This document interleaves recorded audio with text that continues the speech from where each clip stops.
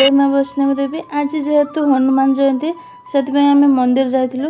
ये हैदराबाद रे गोटे मंदिर बहुत ठाकुर रुहती बहुत प्रकार जमती ये मंदिर भी थिले जमती शिव साई बाबा नागमाता हनुमान ठाकुर एमती बहुत प्रकार ठाकुर। तापर आम पूजा सारी देलु पूजा सारी सारी टे बसी जेहेतु माने ये अच्छी माने माने मंदिर को गला पूजा सारी सरला टे समय बसा हुए। आउ आम रूम मालिक झील देख से देखिकी भिडियो आसबेनि बंद कर बोली मत कौच।